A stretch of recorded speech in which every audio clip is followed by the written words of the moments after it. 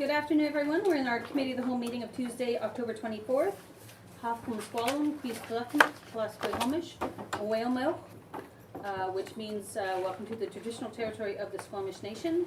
And we're here today at the RCMP building in their meeting room as one of our meetings that we're trying to sort of get out in the community, and it's nice to have a different viewscape from my point of view. So thank you for hosting us, RCMP. Committee has an agenda in front of them. I'm looking for a motion to adopt the agenda. Moved by Karen, seconded by Ted. All those in favor? Opposed if any? Motion carries. First up, I want to welcome Mia Weinberg. Mia, I guess, contacted me, or we contacted each other several months ago now. We've been trying to schedule her into an agenda to talk about how do we integrate public art into our built environment, into architecture, and so welcome Mia. I'll pass it over to you. Thank you.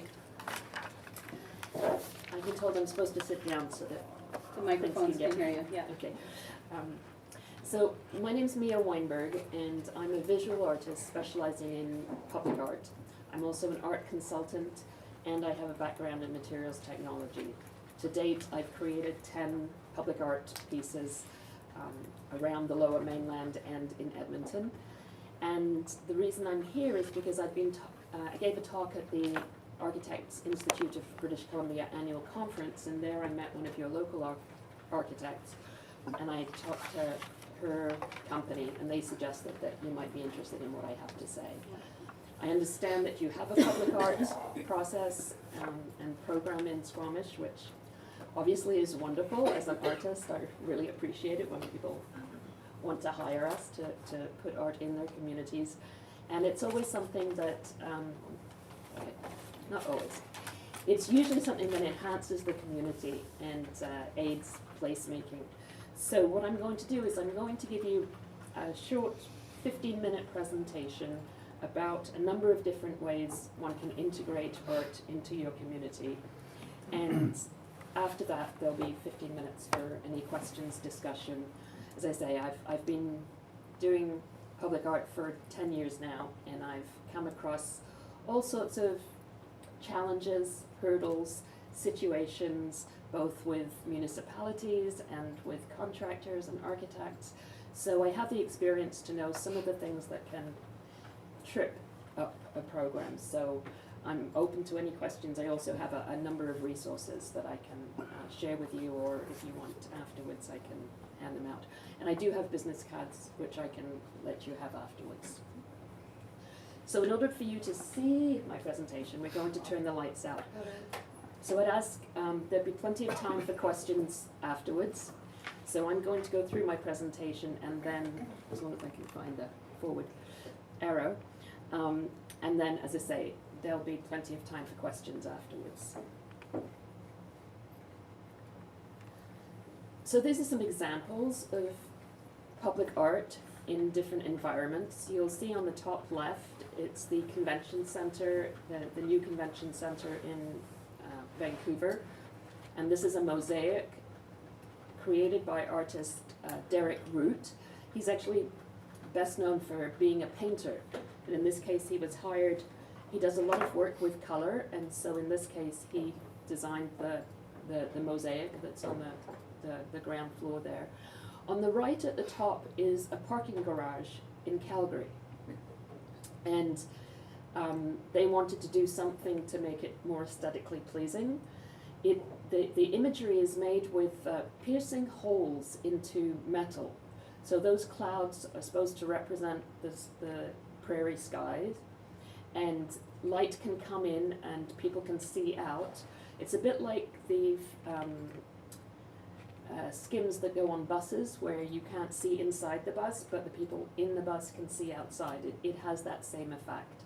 It still allows for air to pass through, but it really makes the building much more interesting and a significant building. The bottom left is was at Brighouse Station of the Canada Line. They have a program there where they show artists' work, and they decide what theme they're going to have, and they change the panels on a regular basis. So the art is on a flexible fabric, and there's fluorescent tubes behind it, so it's lit all day and all night. So this is obviously something that can be seen more distinctly at night, but can be seen during the daytime. And on the right is a piece on the new Evergreen line at the Burquitlam station. And this specifically was where they wanted something to do with the history of transportation in Coquitlam. So this is carved in granite, and it's a freestanding piece.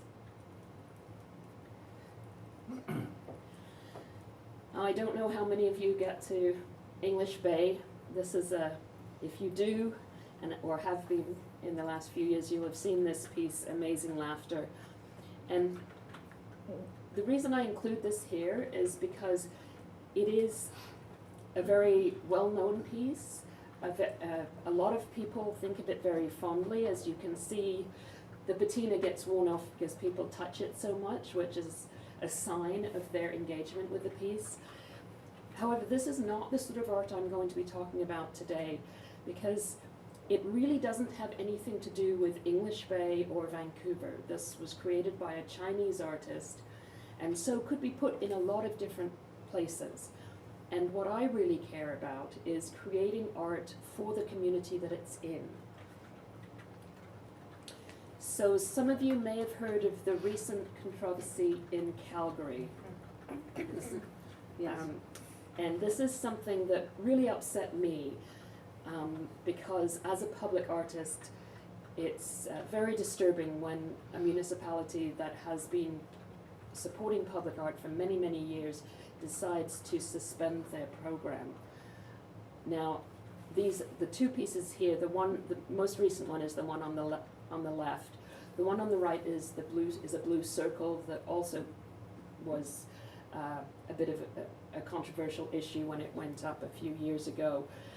And so what I'd like to talk about is ways of reducing the chance of getting to a situation like this where there's a public outcry as to why are we doing this and spending our money on this. Particularly in this case with the one on the left, I'm not sure where the artist for the one on the right came from, but I believe the one on the left was from the United States. So it wasn't a local artist, and there is a rationale for why it was this shape and what it connects to in Calgary, but clearly there was such an outcry from the public that they've suspended their program, which I hope never happens to you. So a lot of my images are from the Lower Mainland. This is the HSBC Bank across from the Art Gallery in Vancouver. And on the right you can see the pendulum, and this is often called, it's now called the Pendulum Gallery. There are art shows there. This piece of art swings, the big column is a pendulum and moves. And this was created very specifically for this space. So this is art very well integrated into the architecture. This piece is in Richmond at Riverin by Metz and Chu. The previous was by Alan Story. And here there was a call for artists to create something for this passageway that linked two buildings. And here they've used film, images printed on film on the inside of this passageway, and the nesting herons is part of the river delta there. So again, they were connecting the imagery to the locale, and it can be seen day and night. And at night, on the side facing a courtyard, they have this LED display that actually moves. So you see the heron moving its wings up and down. So it's a very, very active piece. Now I know I don't know if you all know about LEED criteria, but they're to create environmentally sustainable and better buildings for the environment. There are all sorts of ways of improving that. This particular building is the Alumni Center at UBC, and all the white lines you see are a glass frit that's been printed on the inside of the glass. And in this case, it's done in order to stop it getting too hot inside, so they can reduce their heating or their air conditioning. And so this is a method of doing that. Now this is at the Brain Research Centre at UBC, where they've used the same material, but they've used it in an artistic way. And I haven't seen this done yet, but my theory is that as long as you have the right amount of area covered with the frit, you'd get the same effect. So potentially you could create the art to give you that effect by ensuring that it covered a certain amount of area. This is a situation where a liability can become something positive. This is an emergency sanitary pump station in Richmond that originally was designed, you can see on the bottom the perforated steel doors, originally designed with that all around, sliding doors as well. But they chose to put their public art there, so the sliding doors are art pieces. So one of the things that I want to encourage is for you to know that there's different levels of input that one can have to art. This is a project in Edmonton, the Moot Art Conservatory, where the public art call, the architect had already designed the new entranceway, designed a granite pyramid to fit with the design of the conservatory, and they were looking for an artist to put a design on the granite pyramid. So there was a lot of input from the stakeholders and the architects, and then just a small amount of leeway for the artists, knowing what they were going to do. And this was a low budget project. It was $14,000, and it was a very good project for an emerging artist. So this is what the architect proposed, and this is what they got. So this is engraved in granite, and these are the 4 slides with maps of Edmonton, leaf veins and ferns referring to the plants in the conservatory. This is in Richmond, where it was an extension to an elementary school, and it was a very quick turnaround. This was when we had government stimulus funding. There was 6 months where this all had to be wrapped up and paid for. And so rather than putting a call for submissions, Richmond have a roster of artists that are pre-qualified, so they've already got, and so they chose someone from that list to create the art and said, you can design what you want, but it needs to be about the local street names and the local history.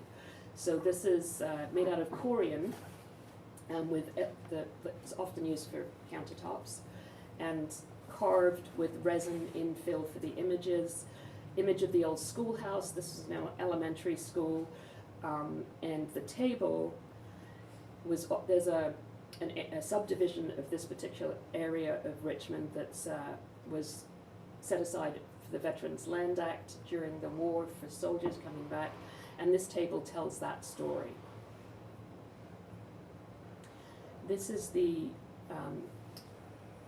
urban tram, the interurban tram building in Steveston, where they've got one of the trams that they are restoring, and they built this, it's like a little museum, and they wanted some art, and they had all sorts of venues inside that they said to the artists it could either be on venting or it could be on hallways. In the end, it was on the entranceway, where it's carved into the granite, concrete, and it's a map of where the tram used to go from Steveston to London. And this was designed specifically at a scale where children could step from station to station.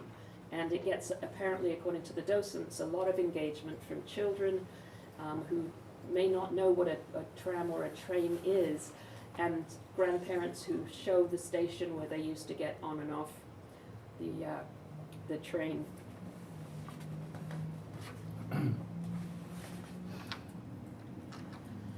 This project is in North Vancouver. It's an urban trail system that ultimately will have 7 kilometers of pathway, and North Vancouver were looking for artistic interventions that also added a wayfinding element, so that when people were on the green necklace, they would know they were on the green necklace. They also wanted something that could be spread along. They had a budget for the first kilometre, but they wanted something that could be extended as they completed the pathway. In fact, for the same budget, they got 5 kilometres. And so this is the pathway before, and this is one of my projects, and using the iconography of the bike path, I created stencils and we painted little narratives along the path, because it was unidirectional, you know, it had arrows going one way or the other. So we had little stories. These are some of the examples. At the bottom you see the people with the umbrellas was one of a series of 3, where the first panel was 2 people walking without umbrellas. The next panel 20 feet further along, they're holding the umbrellas up, and the next panel they've got them into the wind. There were stories around runners with dinosaurs and romance stories, all supposed to represent the people who would be using this path, and to initiate conversations and for people to feel that this was for them. As you can see in the top right, people in wheelchairs, elderly people, children, rollerbladers. There were some images using skateboards. So it really was created to connect with the community. In Squamish, the umbrellas would be inverted in the wind. Right, and actually that piece, the title of the piece is actually called Whatever the Weather, because in North Vancouver they get so much rain to indicate that people go out whatever the weather. So the new Delbrook Community Centre in North Vancouver, here they had a budget they had a fairly large budget for public art, and they decided to divide it up into 4 different pieces of public art rather than one large one using the whole budget. You don't need to read the whole thing here, but I wanted to emphasize that they were looking for a signature piece for the atrium at the $95,000, and then they were looking for 3 other pieces at a lower budget. And for some of these they specified a theme, and for others they didn't. And there is a certain amount of flexibility sometimes that the committee can use. This is the glass pieces. This is the signature piece that they got, that they installed. And this actually was an artist from the States, and they shimmer and they shine at night. They have special lighting that emphasizes that at night, and it's to do with the flow of water. One of the the other interior piece is this leaf vane design that goes throughout the whole interior of the main floor of the community centre, and it's embedded with local street names. And there's a very long spine, as the architect called it, going down the hallway on the right-hand side there, and the design goes all the way down to the end.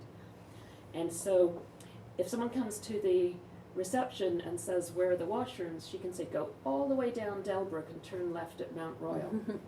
Or, "Where's the seniors' room?" So it's used as wayfinding as well as art, beautiful design. Because they have a bioswale outside for their recycling of their water, they've asked for a water feature, and this is the water feature, and in fact, water goes over that wheel, and that the legs of the salmon turn, and at the bottom of the column there's a wheel that children can turn, which makes the water go up and over, and so that's sort of engagement and part of the design. Now here, this is the outside plaza. So in fact what happened with this was that I actually put in proposals for 2 different projects, one for the outside and one for the inside, and the outside one I proposed was for one of the outer walls. They weren't that keen on that, but they liked my inside one, and they said, could I do it on the outside as well if they put the 2 budgets together? And I said, sure. And so there was flexibility in what they decided they wanted to do. So in this case, the leaf veins, you can look from the inside outside and see the veins going straight through the glass to the outside. And this is the plan of that building. You can see where the leaf veins go. This is the patio, and that's the interior. Total area 9,000 square feet, and that was done with a cement skim. And yes, a large project.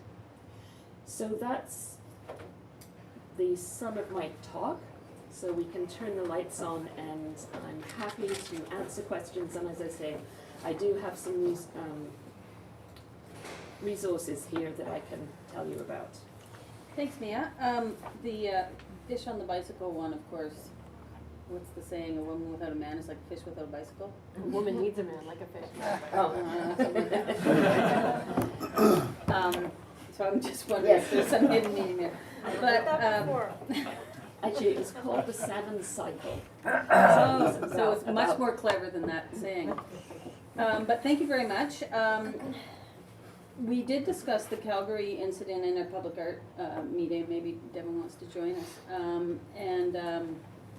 We had a little bit of controversy when we had the Biennale here, mostly around one small piece of the Biennale, but blue trees. But it nevertheless created a huge amount of conversation in the community, which, Yes. from I think council's perspective, was really positive community dialogue to have, Yes. and necessary.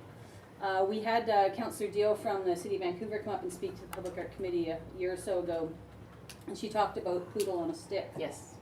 Which, of course, I don't know if you know it, it's in the sort of the Main Street area. It's a big stick with a poodle on the end of it.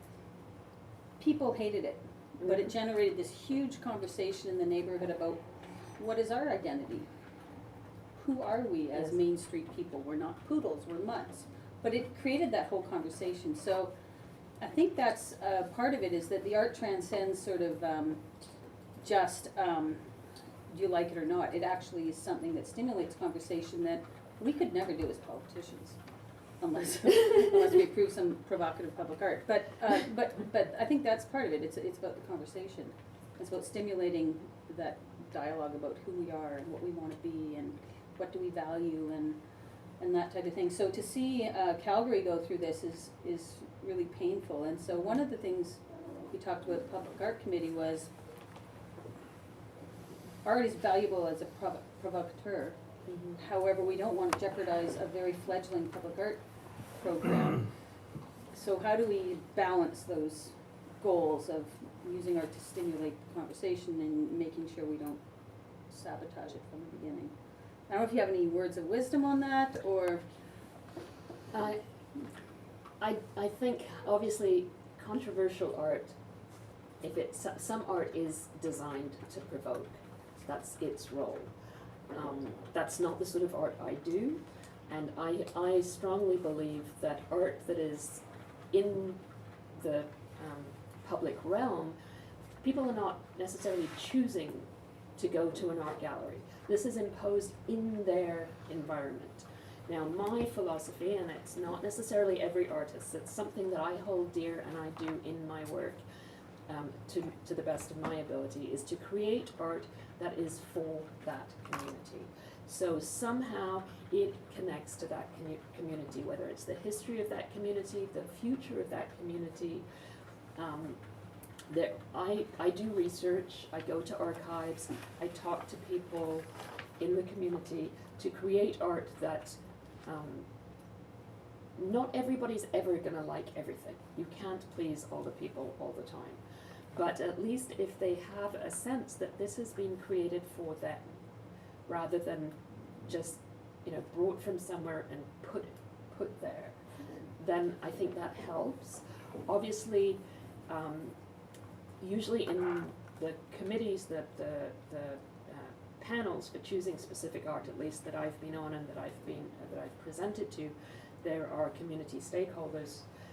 One of the things that comes up is people knowing their role, because there is a danger of allowing the public to veto things, and then the artist never gets to do what they're an expert at. So if there's too much input from all sides saying, well, no, this is not okay, that's not okay, and constrain the artist very tightly, you don't get as good art.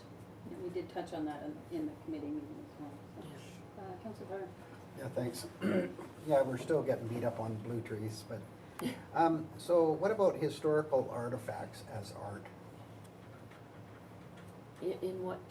Well, I mean, if you look at some old pieces of equipment, you know, cast, and, I mean, some people might not even know that they're a tool, but Yes, they're very.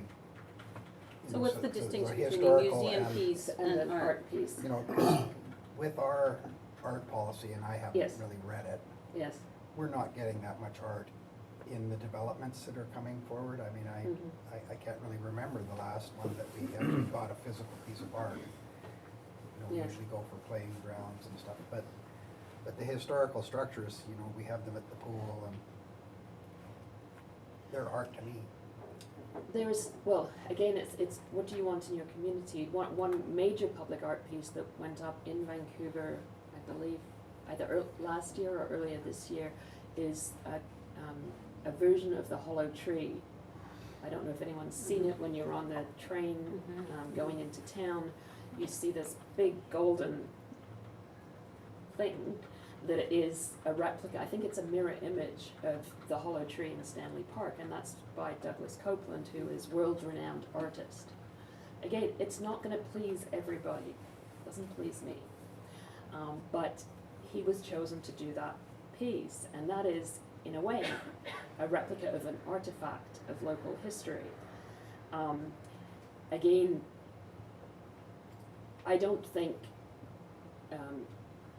taking an exact replica of something and making it in bronze and putting it somewhere, I don't call that art. Art for me is about intention, and there are museums for places for replicas, or if you're wanting to talk about history, like at the interurban tram building. I mean, that was taken from a real map. It was the map that people used, but it was transformed in a way. It was made on a grand scale that people could actually walk on it. So it wasn't, you know, printing out the map and. Well, you know, like in Steveston, for Yes. example, the walkway they have in there, they have an original truss of one of the fish plants.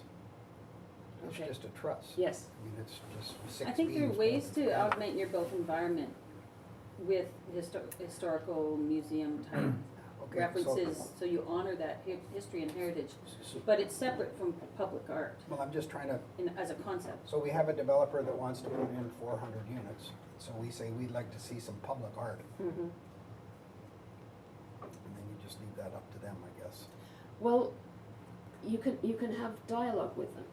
I mean, usually when I've been on a committee with a developer, there's on the panel that makes the decisions based on the submissions that they receive, they set criteria of what they want to tell the artist they're looking for. So, like with the Hamilton Community Center, they had people from the community center, they had people from the local community association, and so they set up the criteria before they put the call out to artists. And then when that comes in, they decide amongst themselves whether this is what would be most suitable for the project. Like with the Delbrook Community Center, they wanted a water feature. I don't know how many people submitted water features. They chose this one. They thought it was the most appropriate and it would be the most fun or engaging.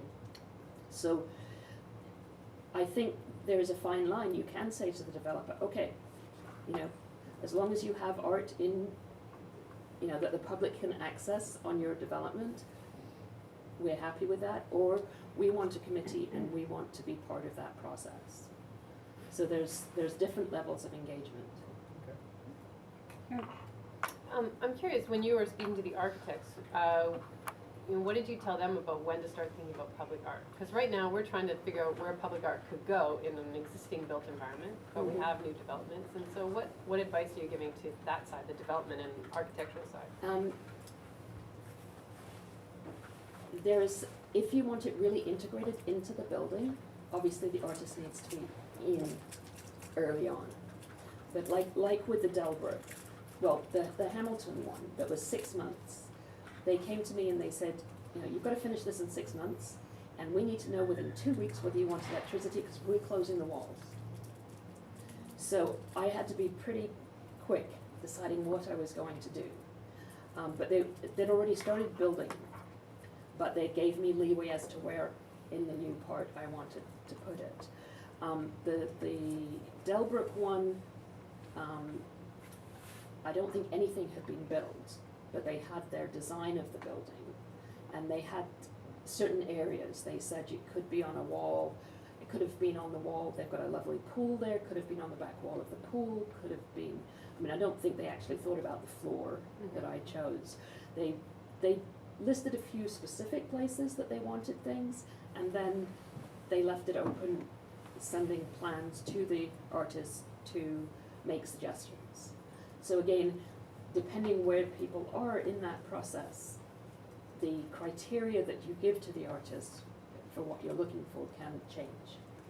I think there's sort of two pieces, and one is new developments, and one of the things, sort of lessons we've learned from the city of Vancouver is new developments are, as long as you have those policies in place, are going to put public art into their new developments. They want it to be relevant, they want it to be competitive, and all those things. The trick is integrating art into your existing built environment and your existing neighborhoods, because that doesn't come as naturally, and that's certainly where the Public Art Committee is more focused on.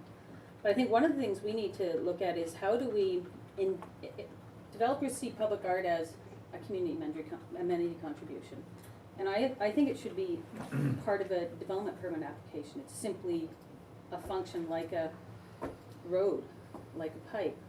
Your development needs to have, within the DP process and guidelines, a built environment, public art piece to a development. And obviously the size of the development, more art, smaller development, smaller art. But it has to be embedded within our own DP processes so that in new stuff, it's an automatic and it's not seen as an add-on.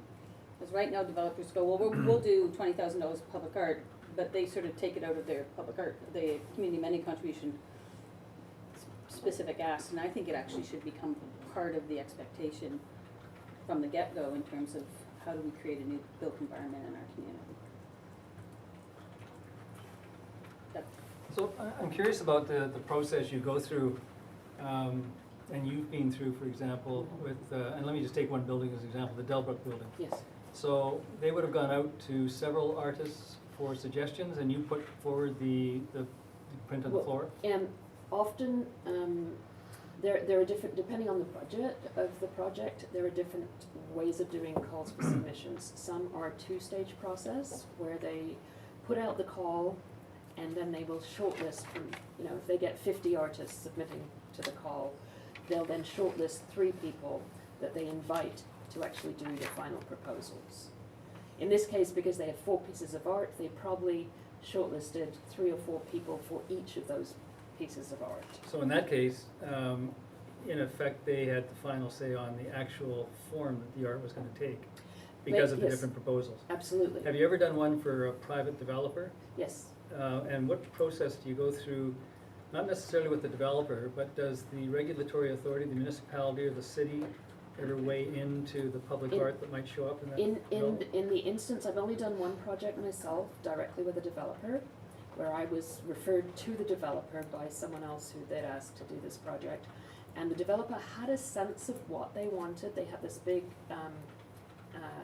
chimney column, and they'd seen some work in Seattle. I don't know if anyone's seen a salmon going through a brick wall on the corner. They wanted something like that. Now, of course, you can't make something like someone else's, you know. As an artist, it would be unethical for me to make a salmon going through a brick wall for them. But I went through a design process with them doing a number of different things, proposals, and then we decided on something that they liked and that was within their budget, and then they took that to Coquitlam for approval. So in that sense, they created, they got it all together, and then they just sort of wanted it rubber stamped. It wasn't anything terribly controversial. So that's the only one I've done with a developer. But as regards calls for submissions, I mean, ultimately, on all the calls for submissions that I receive as an artist, there is a line at the bottom that says the people putting out this call reserve the right not to pick anybody. So if they don't get anything that can get consensus, and they have the right to not choose anyone. Now obviously that process is expensive, so you don't want to get to that stage, because certainly in two-stage processes, the artist should be paid for putting that proposal together. They should not have to do that for free. There's a lot of work involved in putting those proposals together. Now, I'm very conscious of your time, I've taken up my half hour. There we go, we'll wrap it up in 2 seconds. Okay, on Lonsdale, there's quite a bit of art, Yes, just standing next to the gas station, you've got those. And, That was Biennale. yes, oh, that was being yes, that's where they came from And then, originally. and another thing, like, when builders are building, Mhm. with our floodplain regulations, we have, in a lot of cases, first floor is concrete walls of some form. Mhm. I always thought there was an opportunity to inlay something in with Absolutely. that concrete. Absolutely, and that is like with the pyramid I showed you. You could put a call for submissions out saying you're looking for an artist to create something embedded in concrete. Like the low-level road in North Vancouver, Susan Yeah. Point, there was a call for submissions, it's one I happened to apply for. Susan Point got that one. And it was very specific about that this wall is being made a certain way, with a certain technique. We're looking for people to create designs, and in that case, the artist didn't have to pay for installation. The artist was chosen to do the design, and then the actual construction was done through the people making the road.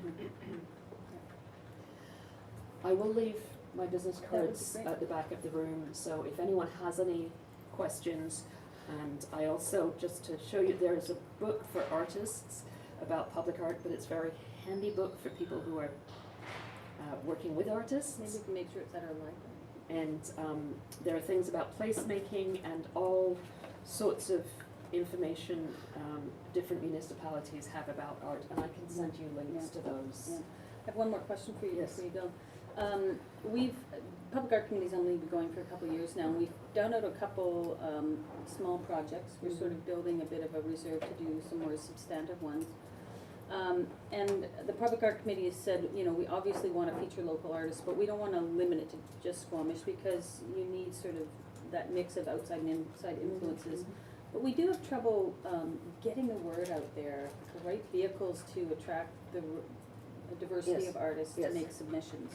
Because right now we're getting the same 10 artists submit for every project Yes. that we put out there, put a proposal call out there.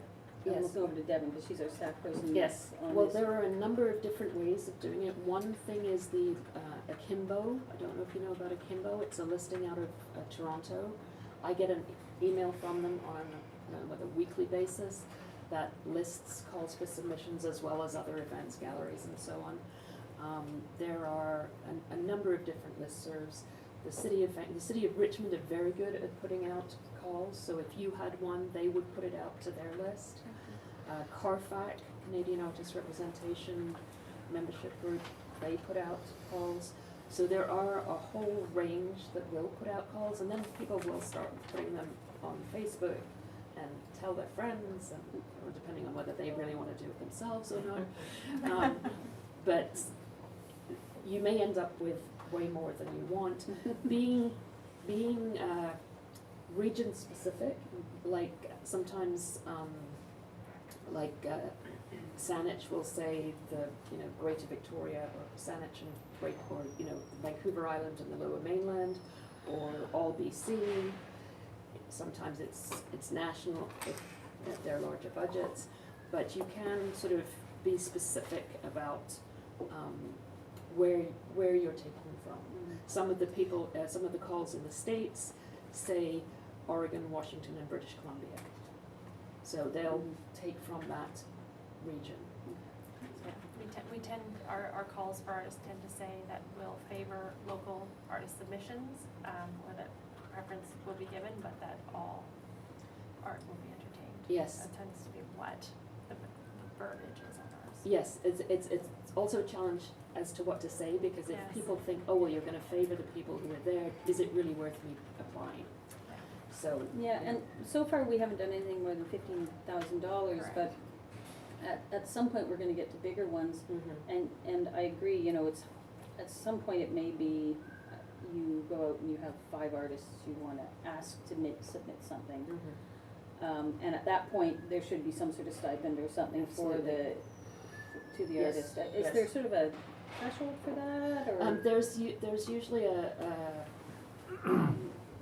percentage, like, I'm applying for a project that's about 200,000 and they're paying 2,000, Right. which is actually not much for the actual amount of work that's involved, because they want full engineering, everything. Right. And this is for like a, you know, Okay, well, we can, but we can. there are criteria, and I'm sure people like Eric Fiss in Richmond would be able to give you advice on Yeah. some of those Yeah, things. you also pointed out to me, and I've done some research into CARFAC and their Yes. fee schedule, and Yes. so they have a list of. Okay. Yeah, yeah. Awesome. And so, yes, thank you for listening to Thank me. you very I much. Thank you. wish you success with any future art. Thank you, Mia. Thank you. Much appreciated. And we'll share that with the Public Art Committee. It's really helpful. Next up, our next delegation is Youth Services. I agree, you wouldn't want to go. And we have Alex and I guess Tim and a whole bunch of other people.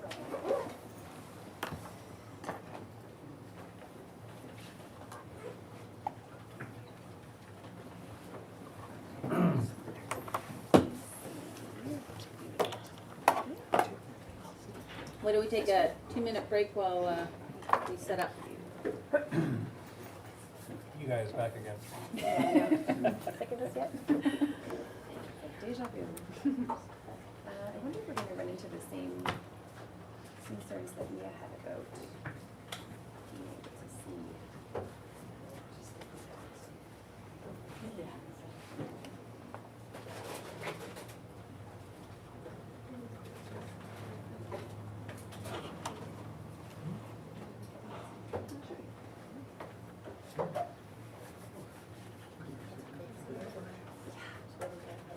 This is our timer. It's gonna change on automatic.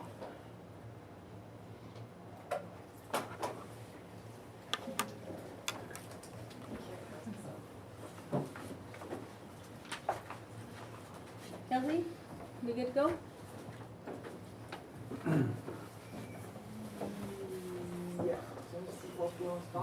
Stuck between two junkies. Okay, so we are now on our second delegation, Youth Services presentation, and we have Alex and team here. And we did have a great presentation this morning on youth engagement program. That's very exciting, but we're here to talk about youth center. Thank you. Welcome. Thank you very much, and thank you for having us here today. It's nice to be back again today. So we're here today to update on this past year's work at the Squamish Youth Resource Center and our Squamish Youth Services contract. In thinking about this presentation, it was important for us that we really found a way to focus on the things that have been the most impactful this year, and to really try to get across the things that we've been the most proud of as a staff team and as an agency and with rec services, of course. And so we decided to distill it down into 3 core concepts to talk about, and we'll just flip to the next slide. They're easy because they all start with P, so they're easy to remember. So they are promotion, prevention, and profile. And the first of those being promotion. And when I talk about promotion, it's really specifically promotion of health and wellness for youth in our community. So I think we all can agree it's important to us in our community that everyone has access to health and wellness. And for us, we think about in our niche, what does that mean as youth workers, and what does that mean in providing youth service? What can we do to promote that ourselves? So a lot of it is in some really basic and simple ways, and it's a lot of the things we do on a day-to-day basis. It's rooted in opportunities for social recreation. Those types of opportunities, the really simple ones, they allow youth to create social connections. They allow for the development of healthy adult and peer relationships and role modeling those types of relationships. And I think they foster a sense of belonging in our community. And I think those are things that we just offer on a daily basis, and they might seem simple, but it's kind of where the magic happens often, in those really simple interactions. You know, in the youth that we survey annually the youth, as many youth as we can that we get to come in contact with. 42% of them said they were very satisfied with our programming, our out trips, and our workshops, and then another 42% said they were mostly satisfied. So on the whole, it looks like they agree that we're on a good track with that. When we talk about promotion for health and wellness, also we're talking about actual access to healthcare, and that's healthcare for all facets of health: mental health, physical health, emotional health, sexual health. So for us as youth workers, that's really developing the ability to pick up the phone and call Shanna at the House Sound Women's Center, because we have met a youth who needs some support from them, and it's being able to call Holly at Brennan Park and help a youth get registered into a program that we know they are interested in, but they might not have the confidence to go on their own, and so making those social connections for them as well. It's also things like leveraging our health promotion by connecting with other resources in the community. You know, we can't be the experts at everything, even though we might want to be, but utilizing other members of the community, like Quest students who host workshops in partnership with us. We had one this year that was a zine workshop, which is like a graphic novel in the form of a magazine. And she really focused on, with this group of youth, exploring the idea of body image and our relationships to our body, and then telling stories about that and turning them into art. You know, our youth workers didn't have the capacity to do that themselves, but this Quest student was able to facilitate that workshop. So we hosted that at our new Sea to Sky Community Services building, and we had, I think, 9 participants in that, and you know, just a good example of promoting that with other people in community to leverage it. Another example that I think is the nearest and dearest to my heart is our Thursday evening dinner club at the Youth Center. There have been iterations of this type of program over the years, and I think it's really grown into quite a powerhouse now. We see an average of 15 youth every Thursday, not in the space, but just specific to this program. And many part is, it's not 15 friends that walk in together. It's a group of 15 people that are coming from a lot of different peer groups. And there's a lot of layers to how I see this as a health and wellness promotion. There's obviously that these youth that are coming together and they're collectively creating something that they're then sharing out to anybody else in the building. But it's also teaching them skills around nutrition and meal planning and budgeting, and those are skills that they're carrying forward into, we hope, into their adult lives. And it's also another layer to it is this program is funded primarily by nesters, and so the youth have gift cards and they make their ingredients lists. They go over to Nesters, they do their grocery shop, and they know when they go there that Nesters is, you know, they've got their Nesters gift card, and the impact of that, and seeing that a local business is wanting to and willing to support them in being able to participate is quite impactful for them, I think, as well. So our second core value that I wanted to talk about today is this concept of prevention, and this is a really important concept to talk about, because I think that when we think of youth work, which is what we do, we often really do think about the most vulnerable youth in our communities. And there's very good reason for that. The youth who are the most vulnerable, that are suffering in poverty, and they're suffering in addiction and homelessness, they are in immediate crisis, and they do need support.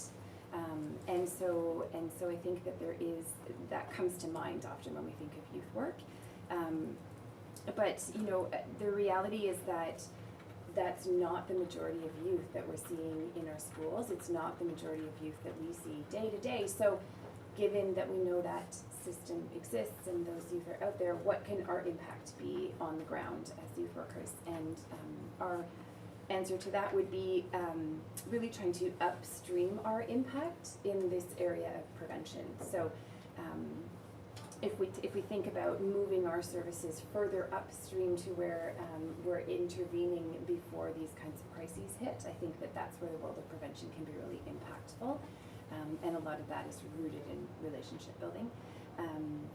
It's also, I think, important to talk about the idea of youth at risk, and in air quotes.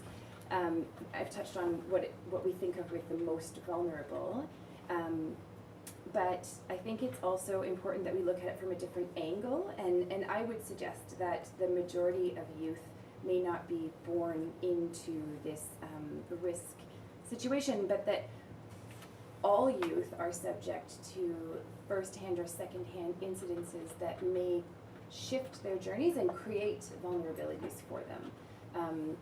So I've created a little graphic that might help to explain this idea and flesh it out a little bit. So on this graphic here, we've got age range on the bottom, 13 to 24, which is what we're looking at when we're talking about youth service in this contract. And then 0 to 6 on the left side. 0 is indicating a very low stability and a high correlation to potential risk. 6 is looking at higher stability and a correlating lower risk for those youth. So if we think about youth as being on this adolescent trajectory, they're moving through it every day. Some may start in a very high level of stability, and there can be a lot of factors that play into that, a lot of positive influencers, family unit, access to healthcare, a number of things. We all know what they are. But if you think about any of those youth who may unexpectedly lose a parent, or they may need to move to a new community, and they may lose their consistent peer connections in that way, those incidences can really impact their ability to stay safe. And so if we think about that, I think it shifts the way we're thinking of youth at risk. We might see in some instances that they can, drop quite dramatically into risk, and then for some it might be just a slow disconnect along the way. And so if we layer on some of our local service pieces, these are service providers in community that are so important and beneficial, but they are also, if we look at them, they also are often reacting to an incident that has already happened. And so a school counselor may notice a change in behavior and flag that youth as needing a little bit more of a deeper dive into what's going on for them. Obviously, if a youth ends up at emergency, we're in a crisis situation at that point, right? So our team has really tried to situate themselves in a position early on and often with youth in a really accessible way that is connecting with them to provide that really basic relationship piece.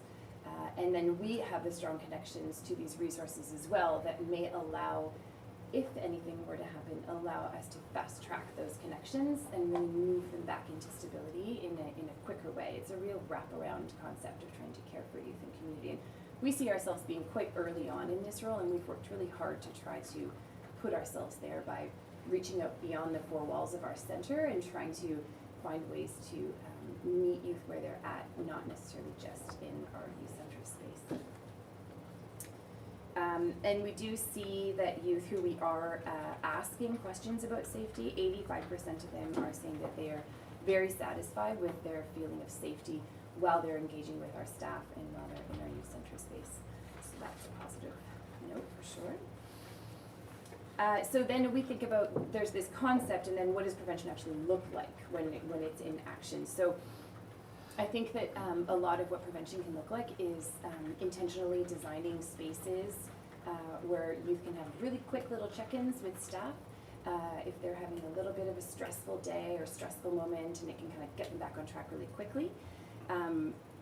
58% of youth has reported that they are very satisfied with the support they receive. So that tells me that they're getting what they need from those quick interactions in the space.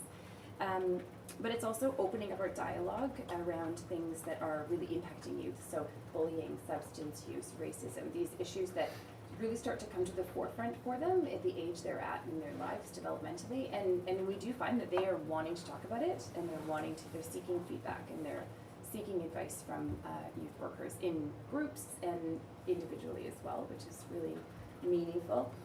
We the way that we keep our statistics at the youth center, the way we track our information, when it comes to these one-to-one support opportunities, we really only tracked, previous to this year, the more intense and crisis conversations. And so I tried to find a way to capture these smaller day-to-day engagement pieces, because I believe that when we are able to read through those, we can pull out the patterns of things that are emerging for youth. And this is prevention, right? We pull out these patterns that are coming up in lower level ways, so that we can try and find ways to address them before they become crisis topics.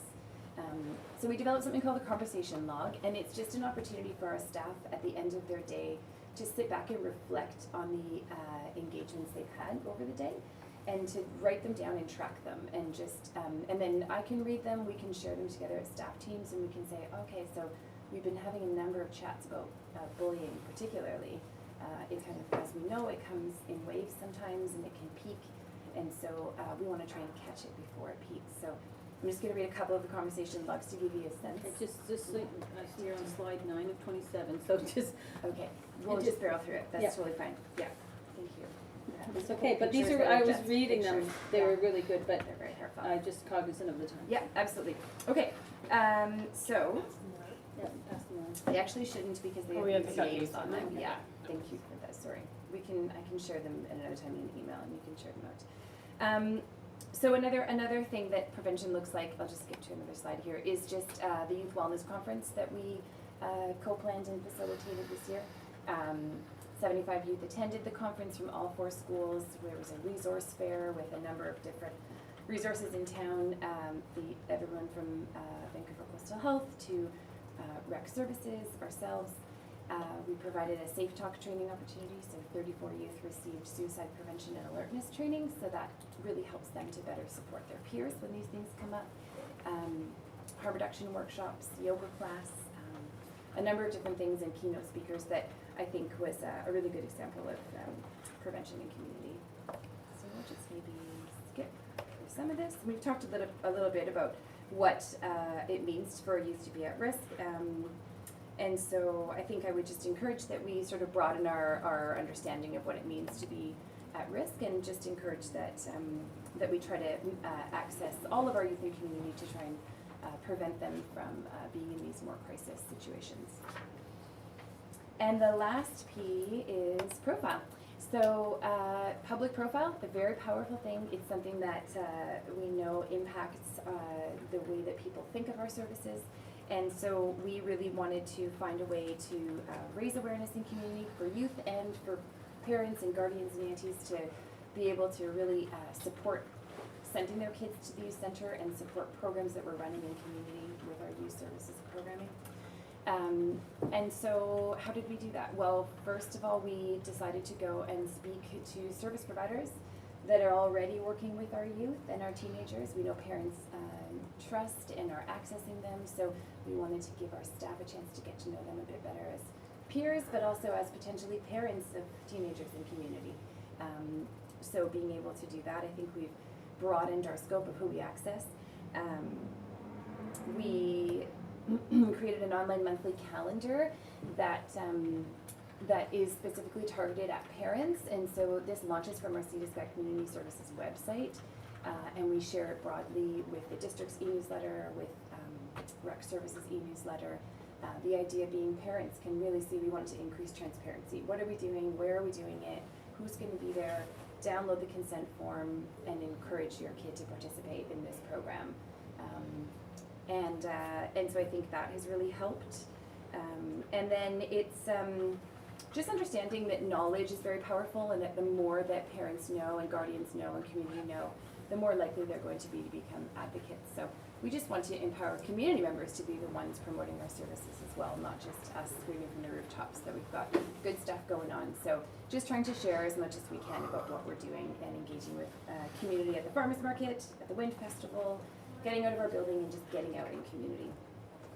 And so I think that our numbers are telling a really good story for us right now. We've seen quite an increase over the last few years on our daily averages, from 9 to 26 in the last few years, and total visits for the fall, so that would be September, October, 348, or we're at 750 now. We're not quite done the month yet. And we see quite a diverse population of youth that are coming to our programs as well as a lot of 11 and 12-year-olds that are knocking on our door and wanting to be 13 so we can come to, which is always a good sign. Do you get similar engagement from Don Ross to House Sound? Yeah, so we actually started, it's part of this last part here, but we actually started going to If Don you got Ross. it in your presentation. No, it's fine, because it's kind of all wrapping up anyways. It's about what we want to do next, and a lot of that is how we can get even further out of our building and get more into the spaces where youth are at. Like Don Ross is such a great example. So this past year we started going to Don Ross at lunchtime every Wednesday, and we do pop-up programming for youth there, and we see, I mean, we're in the atrium where they're all at hanging out, so it's difficult to say how many of them. It's probably upwards of 50 or 60 in an hour, and it's just good face time, good opportunities to build relationships with them. And that's really, I think, where we would like to see our focus in the next year, is just this area of outreach and growing in community. We've made good inroads, and we just, I think we talked about it before, some of the challenges in getting into the schools, but I do see that we're making some really good inroads, and I have a positive feeling for what that's going to look like this year. Yeah, so if you have any other questions about that piece. Yeah. Just curious about that, that's fine. Mm-hmm. Yeah, no, that's really the scope of it. I think just the outreach for this coming year and trying to continue to grow our service opportunities with partners outside of just our four walls. Yeah, Do you want to keep going, or? no, it's okay. We can talk about some of these statistics that were a bit surprising, but are actually quite telling. So in our survey, we had 95% of our youth said that they were satisfied with our building location, which is great to hear and not entirely surprising to me. But we did have 83% report having trouble accessing our services, and that was a bit conflicting. And it conflicted as well with when we asked youth what they enjoyed the most. The most common things that came up were our staff, the safety, and food. And so it makes me think that, well, it's not necessarily what's in the building, but it's the building. And so then we asked them questions about what makes it hard to access, and they said things like it's old and run down, the technology's out of date. So for them, it's moving around the physical building. But it's so encouraging to hear that it's our assets of staff and program and safety, which we can take out, and that's what we're trying to do, is to take those assets and really leverage them in other spaces in the community. Yeah, thank you. Excellent. Thanks. Thank you. Every year, I've been at this table quite a few years now, and every year this program gets more and more comprehensive, robust. I think the outreach piece is critical, and so great to see that sort of getting momentum and having some foundational aspects within the community. Council, are there any questions or comments? Good job. Thank you. Anything else? You guys want to add anything? Just thank you. Alex, you started about 3 years ago, is that correct? 2. 2 years ago, Yeah.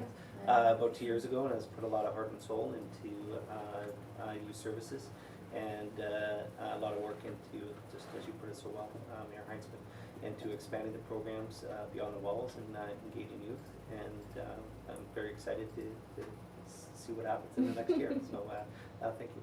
It's awesome, and I always find it, those pictures of the old RCMP building, and I know like, they it's- make that building look so funky if you don't look too close, It's such but a beautiful picture of this one. yeah, right? like isn't that? I know. Or it's like that's awesome. It's beautiful.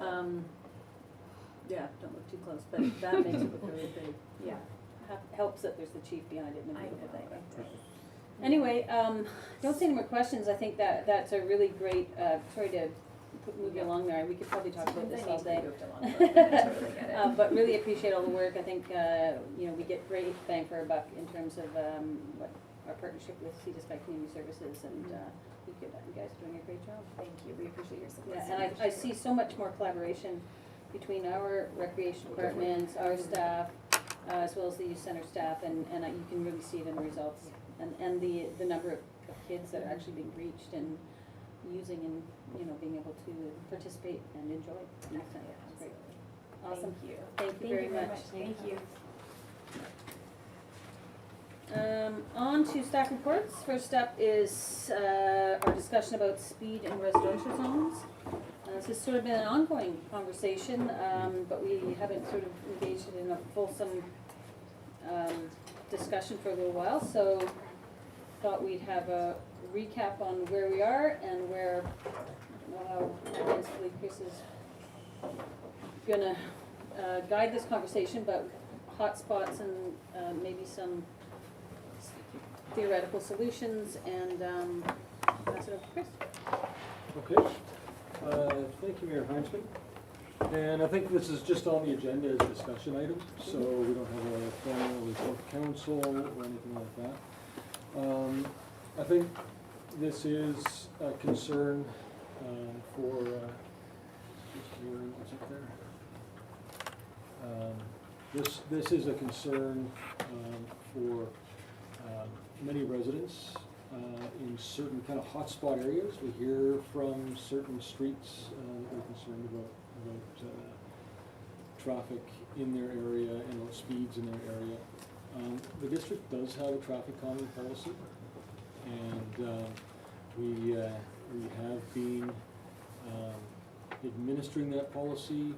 I think we could probably be a little bit more organized about it, but we find that we often get down the first couple of steps, and residents, either the data shows that there isn't as big a problem, or residents sort of lose interest a little bit. So I think we could do a better job of being really engaging with residents in certain hotspot areas, and we've discussed how to do that going forward. But I can do just a quick summary here of what the policy looks like. So this is from 2003, I believe. So essentially when a complaint comes in, the first step is to actually verify. Sometimes people's eyeballs aren't very calibrated. It feels like cars are going a million miles an hour, and they're not really. And so there's data collection to get some real science behind what's going on. We have data counters that we place around the community that provide us feedback on speeds, and then what we look at is the 85th percentile. So if you look at all the cars that went down the road in that time period, 85% of the cars were going slower than this speed. And if that 85th percentile speed is more than 5 kilometers per hour over the speed limit, then that tells us there's a real speeding problem on that road. The next step is to work with the RCMP Community Policing Program, and Wendy Shard is the district representative there, and they have a program with a speed watch program where they actually use volunteers, and they'll go out and they'll use radar specific cars, and they'll actually send a letter to that address saying, hey, we were out and we saw you going this fast in the neighborhood. We like to, and Wendy likes to loop in volunteers from that neighborhood. So there's a little bit of, it's surprising that some of these areas are actually, it's not that many houses up the street that people are speeding in. It's a neighborhood, and just illustrating to all the neighbors that, hey, we have a problem and we all need to get together and slow down a little bit can make a big difference. Next step is RCMP enforcement. and using that data to show the RCP where they need to be placed.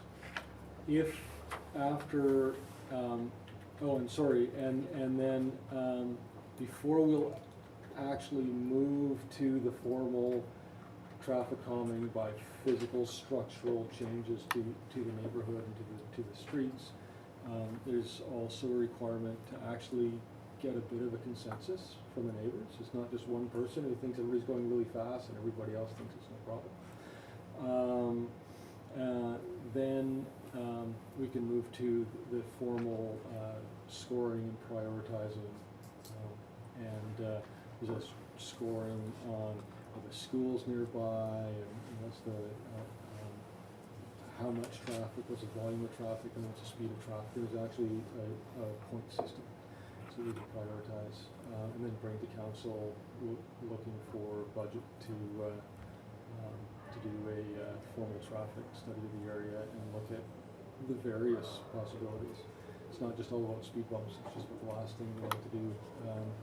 It's also about how we change the parking in the area. We can do horizontal chicanes, we can put in barriers, we can change the intersections and geometry of the intersections and type of intersections. And then ultimately, if once we do construct something, actually come back and monitor to see if we got better, and modify if required. So this is it's a 12-step program. I think everybody kind of jumps to, we need a speed bump in front of my house.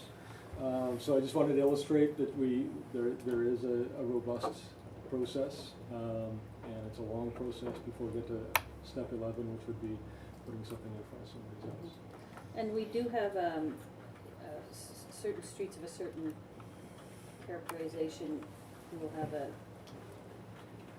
50-kilometer. Let me go back. All streets have a 50-kilometer-an-hour threshold. I don't think there's zones where you do 30, but there are currently no 30-zone neighborhoods on any streets, are there? 30-kilometer-an-hour.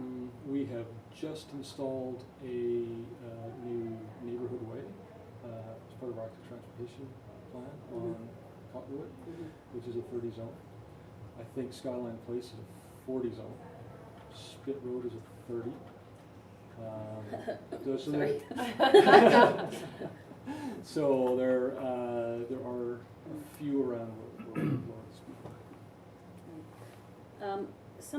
Some of our challenges is we have neighborhoods that were originally designed quite rural neighborhoods.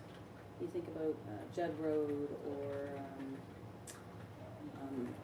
where there's even Depot Road, where there really isn't any pedestrian or very limited active transportation, and yet now we have volumes that are seeing not just speeds but volumes that are creating a different situation. But our roads were designed to a rural standard for so long. I'm not sure where I was going with that question. It puts us in a predicament. Have we earmarked hotspots, or how do we? Is it just complaint driven, or are we sort of actively monitoring certain hotspots within the community? The two ways that we've gone proactively out to look for hotspots, as you say, are through the active transportation plan, which does specify certain areas that need infrastructure improvements, and through the Safe Routes to School. So an example of that is that you brought up Depot Road. It's a great example, where there's a lack of connection from the trail that goes south into the cul-de-sac in that area to the safe crossing at the highway on the crosswalk. So we've installed that, and there's a lack of bike lane on one side. So we are paving that as we speak. This week it should be done. And improvements to crosswalks in that area as well. Karen? I know the councillor who put this motion forward isn't here today, but is there any data that supports a reduction in accidents or pedestrian involved accidents by lowering the speed limit generally? The data that I have seen is very clear that if a car is moving slower, when it hits people, it hurts them less. And that's kind of obvious. That's why you pay them the big bucks. Yeah, and I'm a little cautious to say if you lower the speed limit, people get hurt less, because that's assuming that people are following the speed limit. So that's why I was kind of a little bit careful in my language there. I think just slamming up a sign and kind of hoping for the best isn't always. We really need to work with the RCMP and work with. That's why we talk about traffic calming in general, or other ways to slow people down by changing the geometry. That is easier than just easier. I think more effective than just putting up a sign. But that's certainly one of the tools. Can I follow up? My second question is, I know coming up in this year, we're looking at the subdivision and control bylaw and how we build roads and streets. I know in some cities, the priority is first given to pedestrians, cyclists, and secondarily to cars. Where do you think we are still on that spectrum of prioritizing people over vehicles? I think that's a great question. I would say the efforts right now in the engineering department, as far as improving that bylaw, are really going into looking at specific areas in downtown, for example, the streetscapes that have been designated as bike priority. And so I think we're trying to balance that, third is a major bikeway, and this is what it's going to look like, whereas less effort in a second, for example. So we're trying to choose our battles in that sense. So we're still So we're where still are we at? trying not to make cars angry by trying to designate streets that are primarily for people and bikes, and then cars over here. And I think, it's a discussion for council to have as we move forward with that redesign about whether we want people and bikes to be a priority most places, or at least people and pedestrians, and making it slower for cars and more challenging for cars to move quickly through our community by the way we design intersections and roads. So I think that's a philosophical question we need to come to. My last question is, how do you lodge a complaint We have. so that it gets into this 12-step program? Yeah, and just through the, it is a 12-step program, yeah. Just through the same way you lodge any complaint with the district, either by phone or email on the website, and it gets routed to engineering and to our techs. Okay, I'm gonna phone in Brendan Park tomorrow. Please do. Councillor Ricks. Thank you. But just on the speed limit in the residential areas, we have talked, not really with any kind of plan, but we have talked around the idea of going down to, say, 40K, and perhaps not on some of the major collector roads, but on just the neighborhoods generally, because nobody's trying to get very far, and so it shouldn't really be a great inconvenience to people. Logic tells you that would reduce not just the severity of an injury, but the number of events, which I think is really the goal as well. And one of the things that I've seen used, and it was used in the Highlands, I know, and around the community a few years ago, was one of these flashing things like you see on the highway. And it was a portable one. Sometimes they had people next to it, and sometimes they didn't. But any kind of thing like that, to me, it's. I agree, if you just sort of slap up the signs and do nothing else, it may not have the effect. But if you start educating and reinforcing it with a program of moving these things around, and a little bit of peer pressure from neighbors and so forth, you might get somewhere without getting into a major reconstruction program for some of these things. I was curious, do we own one, or do we rent those things, or does the district own one? Through the chair, that's a great question. And separate from, I'm not sure what community policing has. I think they have access to one of the trailers, type of thing. But there's another solution that we've been looking at in the engineering department. I was just trying to figure out how to alt-tab over to it.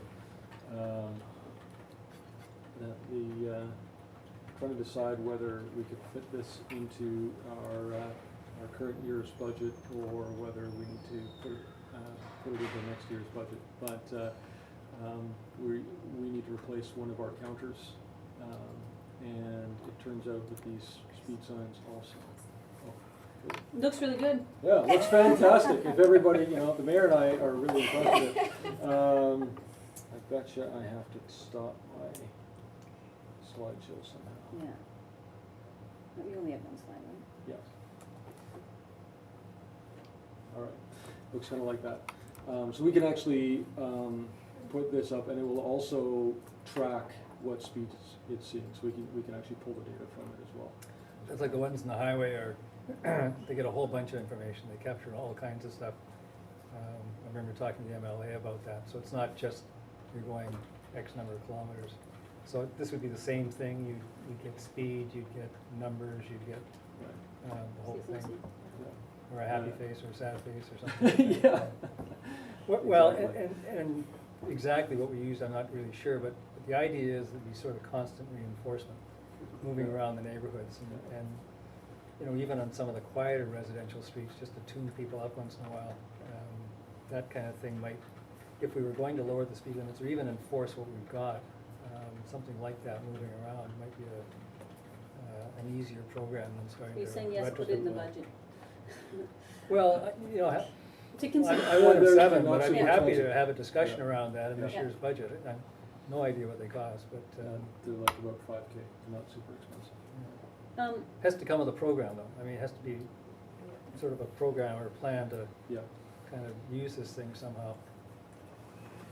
Anyway, thank you.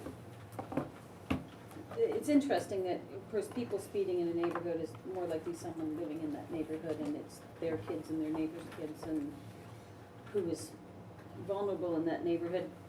Is there an unintended consequence of lowering of speed limit in terms of actually making people impatient? I'll give a quick example. I was going along Depot, and there was a trailer in front of me, and it was before the pavement went down.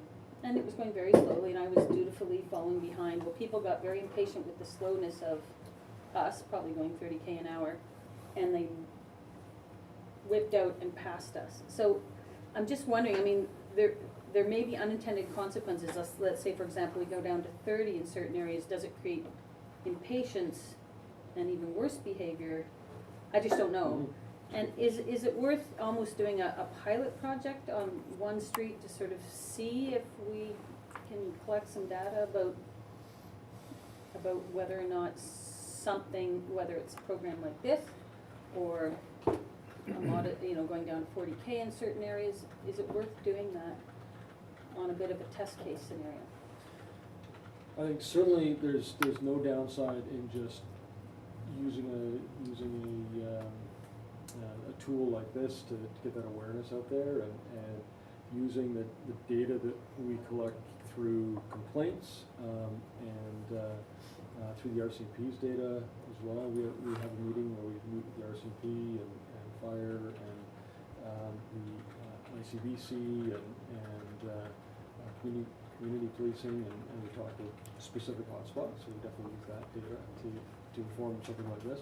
I think once we start lowering the speed limit in certain areas, it's just as a test case, once we start messing with speed limits, we probably need to do some more community engagement.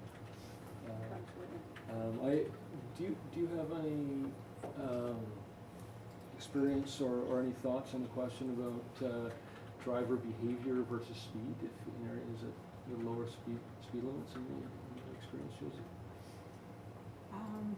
Not really, but I've always, in North Van and since I'm here, we realize that just a sign will not necessarily solve the issue until you enforce it on a regular basis.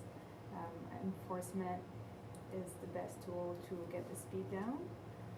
Those boards, they work really well, but you gotta move them around, because if you leave them in the same location for too long, people get accustomed to them and start ignoring them, just like any other signs. But we have the neighborhood way on Cottonwood at 30K right now, and we've gathered the speed data before we put those signs up. So now I should actually gather that out to see if people are complying to 30K. before the signs were up, people were driving 48 kilometers per hour as an 85th percentile in Cottonwood, which is really good. That was 50 then. So I can get back to you with what speed they're going at now. And I think Cottonwood Way it's a good little pilot project because we've got a neighborhood way. And the idea, we have a lot of big signs to say share the road between the car, pedestrian and cyclists. And the idea is to like encourage the vehicles to use government or a different route instead of Cottonwood, because we want to promote cyclists and pedestrians to use Cottonwood and try to send the car on a 50K road instead of a 30K road, so they can move faster without, with less conflicts with the pedestrian and the cyclist. So this is still, like, we've had it recently, like we installed it a month and a half ago. So we're monitoring this one to see if it's actually working well. And we have the detour right now on Government Road, so it screws up the number a little bit with that. So once the detour is off, then we can have a better idea if it's working. Interesting that you brought the detour up. I've gotten quite a few complaints because you're trying to detour some people this way, and if they're going north coming through, you go around this way. And people who live on those new detour routes, obviously you're seeing significantly higher volume. And I hear all sorts of people say they're going too fast, they're impatient because they're delayed. So I'm wondering in those scenarios whether we have a little bit more gentle enforcement or something, because people seem to be screaming along those routes now because they had 5 minutes to get to work and now it's gonna take them 8 minutes to get there. So just something to think about. I think we've learned a lot from I don't remember a time when we've had so much disruption on roads within a congested area, and we knew it was gonna be a problem, an issue in Brackendale for a couple months this year. You definitely see some bad behavior as a result of it. At least I've seen it and I drive it every day. Thanks.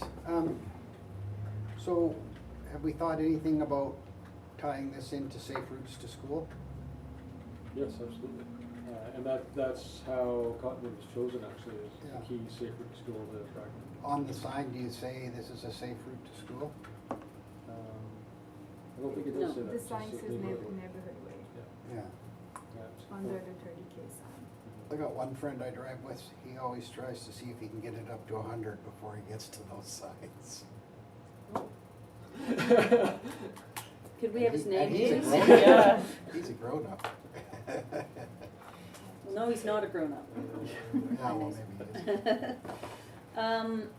Okay, so we've got a couple of programs in the works. It'd be interesting to get the data from Cottonwood in particular and maybe bring back this in the budget. We can deliberate on that in the budget. That's great. And I'll also follow up with the RCMP on the detours. They've been excellent on supporting us on the out there on enforcement for our constructions. Is there anyone who wants to ask a question about this that's in our vast audience in the room? Thank you very much. Thanks. SLRD financial plan submissions. We have some finance staff here.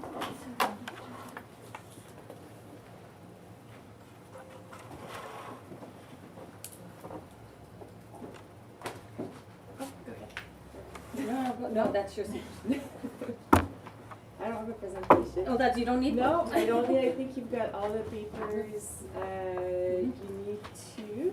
I apologize. I realized a little too late that this was booked in the wrong meeting. I should have been in the business meeting this morning. It's all good. Because just the way the schedule, we kind of just mushed the committee of the whole and this morning's meeting all into one big themed meeting. So, Anushka Riverin, financial analyst. I watched last year's presentation and it was pretty quick. So I'm like, I'm just gonna have to sit there. We should probably just remind council that this council table actually doesn't approve the SLRD Aquatic Center. It is actually owned through the SLRD. But we like to come to this table and talk to council about that in the past. We're bringing it forward to you first, so you know it absolutely hits our taxpayer most predominantly. It's about a 88% tax requisition to Squamish directly, and another 12% from Area D.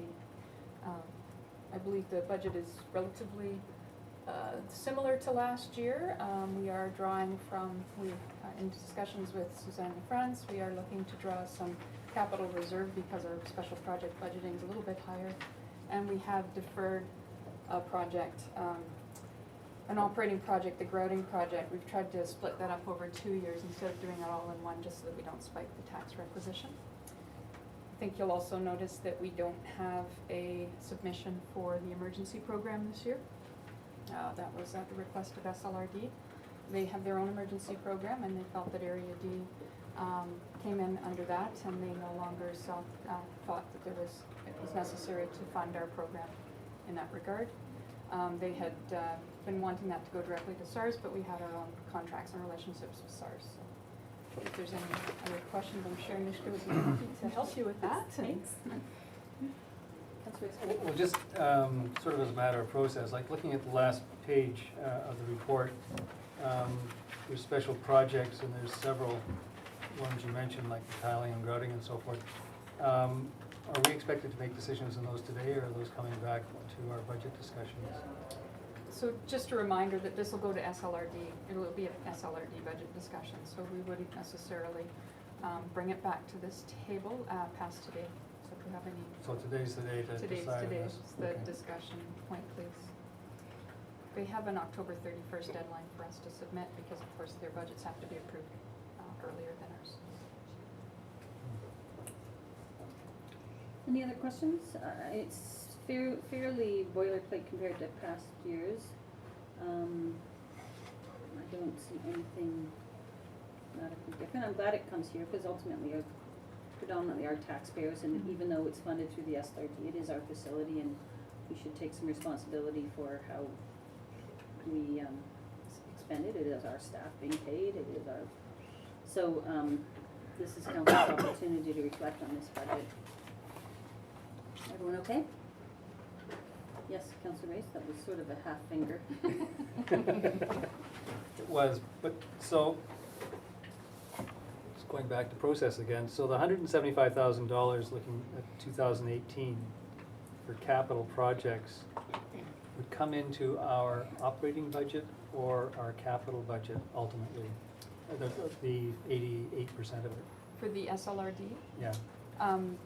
So we actually don't reflect it in our financial plan at all. So that's part of the SLRD It is tax requisition? requisition is direct from SLRD. So under the SLRD, that requisition, anything with capital, we actually, we invoice them separately at the end of the year, and they send us an operational requisition after you complete the financial plan at SLRD.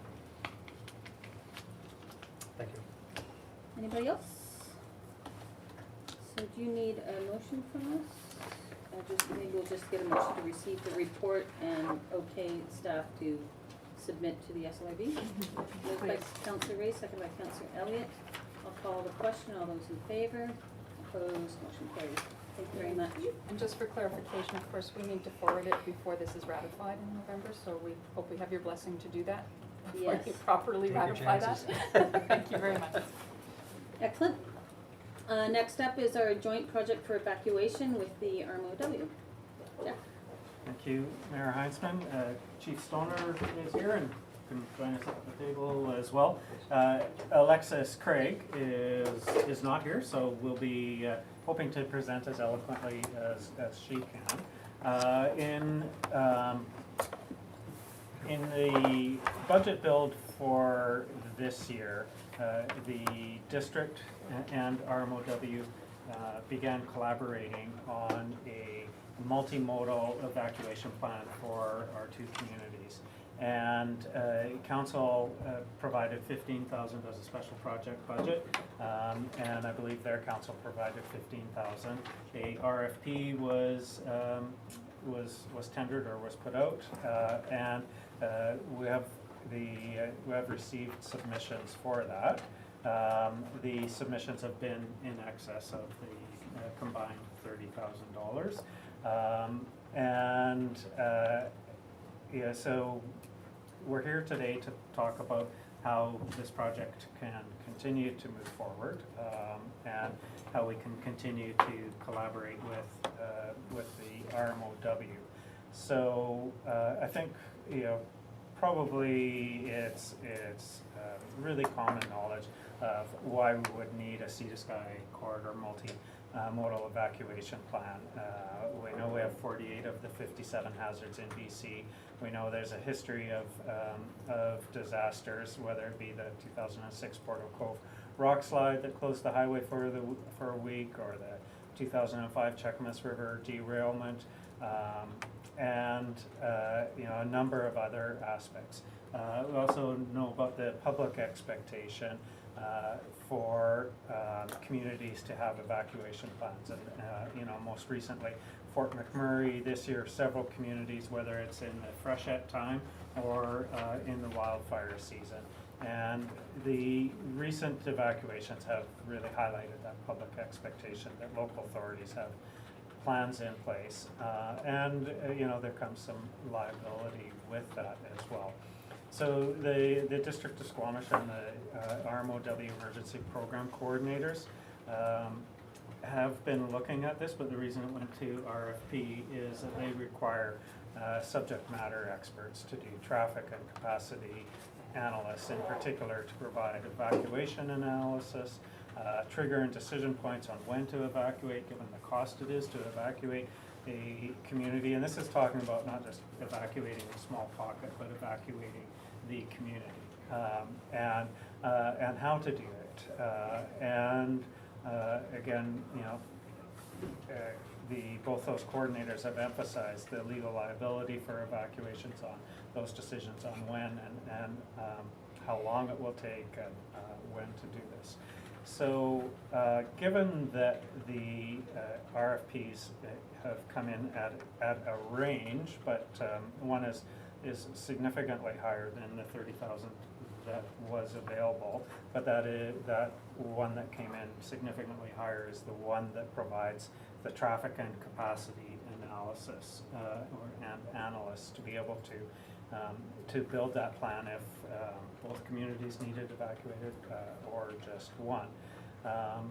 Both our community or emergency program coordinator and RMOWs have begun looking at other funding options, and both are applying for a grant with UBCM, and of course it hasn't been provided yet, but they're optimistic and confident of receiving $25,000 for each community. So it brings that amount to $40,000 for each of the communities. They've had discussion with the province on additional or other funding options and funding possibilities from different parts within the provincial emergency management part, to really look at this in a way, and I won't say exactly as a template, but as a template kind of document for having those plans for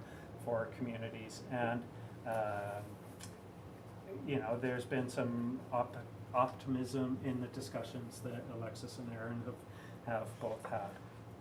So at the end of the day, it may be that the district, the 15,000 that the district is already allocated, may be all that is needed. In some very preliminary discussion as well with Ms. Matthews, potentially there's another 12,000 roughly within the emergency program budget that potentially could be allocated to this, but so that does provide some money. But a worst case scenario would be looking at an addition of $85,000 as the district's contribution to this plan. Did you say 1,000? Yes, I did. Just check it. Yes, the emphasis being that they continue to. That is, if UBCM didn't provide that 25,000, if those other funding partners didn't provide the other partnering amounts, and so we're here today to provide you that update, in discussions with Alexis and that she's had with her counterparts, you know, it wouldn't necessarily require a change in this year's financial plan to do that, given the timeline that it is right now, that this could come into the 2018 budget. My understanding is that RMOW are taking a different approach and are amending their financial plan to identify their contribution. The goal is that this type of these plans would be in place. I'm not sure if timeline would make before freshet season, but certainly before wildfire season. And I'll ask Bill if there's anything I've left out or some better detail that you might be able to provide. Can I get some clarification? Mhm. Originally, DOS put in 15,000. Yeah. Whistler put in 15,000, so it was a $30,000 budget. Right. We went out to RFP on a $30,000 budget. All the proposals came back more than that, Yes. significantly more. Yes, well, one was about, I think, 50,000, so I think they're in the range of $50,000 to $250,000. And so now the request is, we'll carry forward the 15 regardless. You're asking for an additional 85,000, so essentially each community is $100,000? If no other contributions came in, So from the province or UBCM. or UBCM, just the province usually. Yeah. So, okay, that's a rather substantial increase. Did we not, there was a lot of this work was done during the Olympics. There was whole evacuation plans developed during the Olympics. And obviously we were dealing with more people then, but these strategies were all created for the Olympics. How are we not being able to tap into that information, and are we duplicating that information? Is that proprietary? Like, it seems, I'm surprised that we haven't gotten farther on this, considering all we had emergency scenario things that we were involved in, and I'm a little flabbergasted that we don't have that information, and it already hasn't been coalesced to some degree. I can't answer that, I'm not sure if Bill can. I have brought this up with Alexis, and obviously the RMOW's looked at it as well, and from my understanding, it's not available on a commuter, traveler type of scenario, and this is what I understand from her, so. And, you know, I can't get into the detail if she could get in, I'm not going to try to do that. I do have Councillor Race and then Councillor. Yeah, you, excuse me, you answered, but the first question I had was with respect to sharing the funding, so it would still be 50-50 between ourselves and Whistler, but notwithstanding that, we'd be looking for a further $85,000, which is significant, certainly, but when might we hear about these grants, or when would we know whether we've got that money or not? Yeah, Alexis is working on this, and she's actually having quite a bit of conversation, quite a bit, it seems the province is quite interested in this. They're part of creating the problem, so yeah. Which is good. And I think really what they want to do is create the plan here, and as Jeff had said, use it as a template for elsewhere in the province, where you can just plug in the different numbers of people, population, that type of thing, but the basic template exists there. And so that use this, create a template that they can share amongst the province. You never know with provincial grants, but Alexis does feel quite positive that there's further funding coming. But do we have any idea of when we might know? Oh, sorry, no, there was a question. Yeah. Yeah, no, I don't know at this point. Just, I mean, it's a significant amount of money, obviously, but I don't want to, at this moment, sort of throw that option out, because I think, from my mind, as a layman, any kind of an evacuation plan without looking at the traffic implications is, I wonder what good it is, because it's kind of a one road in, one road out town, which is the same for a lot of places around the province, actually. If you look all the way up Highway 97 or something like that. So you could understand the province wanting to use it as a template, it would have that attraction, but for us to have an evacuation plan without considering the impact on the highway, or what is Plan B if the highway somehow is compromised. I'm not sure what the worth of that is, frankly. And so, if I can, that the higher cost, the most expensive one is the one that provides that traffic and capacity analysis along with the evacuation route planning. So, which is what differentiates them from the other proposals. I mean, I haven't, this is what Alexis tells me, I haven't seen the proposals, personally myself. And, why we're here today to talk about it is it's important that, obviously that council are aware and updated. But to seek direction, I think, from council on continuing the collaboration with RMOW. My understanding and from them is that they RMOW are committed to moving this forward and are hoping that we continue to collaborate and each come in at the same amount. We and speaking with Linda and others felt that obviously we needed to talk with council to get direction to be able to communicate with them on what council's position was without because we're talking of the 2018 budget because of just timeline of when things would be spent, and so there would be deliberation there without, I guess,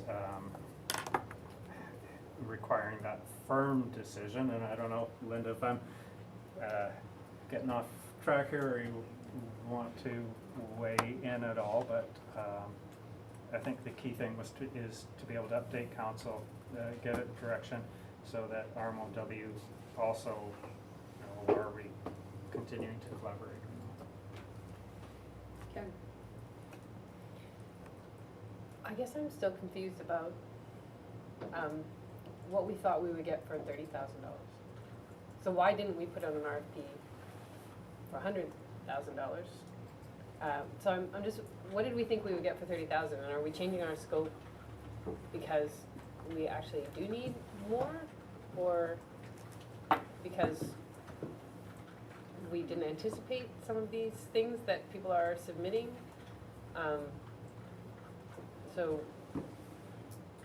I'm confused about why our RFP was so small when the magnitude of what we're proposing now is just so much larger.